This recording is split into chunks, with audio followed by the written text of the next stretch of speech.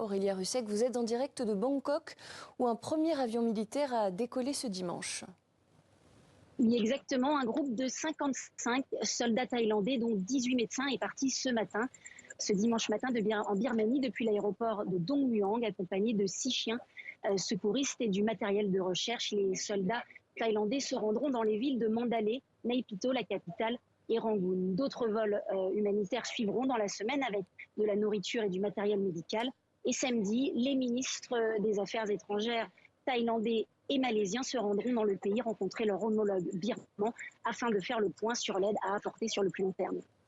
Et en Thaïlande aussi, Aurélia, le bilan continue de s'alourdir.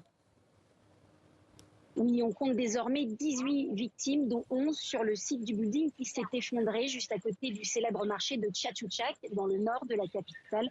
2 corps ont été retrouvés ce matin et un autre cet après-midi. Et vous le voyez derrière moi, ce soir, les recherches se poursuivent. L'espoir de retrouver des survivants s'amenuise d'heure en heure. 78 personnes sont toujours portées disparues et parmi eux, de nombreux travailleurs migrants originaires de Birmanie et du Cambodge, puisqu'ils représentent une main-d'œuvre pas chère, fréquemment employée sur les sites de construction dans le pays. Alors on a pu voir aussi ce dimanche des secouristes américains et israéliens venus prêter main forte dans les recherches. Tout autour du site, de nombreux médias sont encore présents, mais aussi des personnes venues observer les opérations de secours. Vous pouvez peut-être d'ailleurs en voir derrière moi, assis sur des chaises, et des personnes qui viennent tout simplement apporter un peu d'eau et des repas aux secouristes. Il a été demandé aux familles de rester un peu plus loin du site d'excavation des décombres.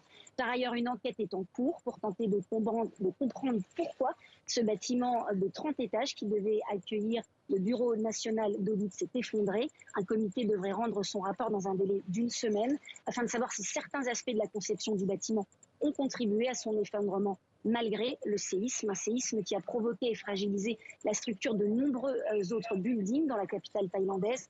Plus de 9500 signalements de bâtiments endommagés ont été reçus par les autorités de Bangkok via une application, et des ingénieurs ont commencé à inspecter les bâtiments signalés ce dimanche. Merci beaucoup Aurélia Russek en direct de Bangkok en Thaïlande.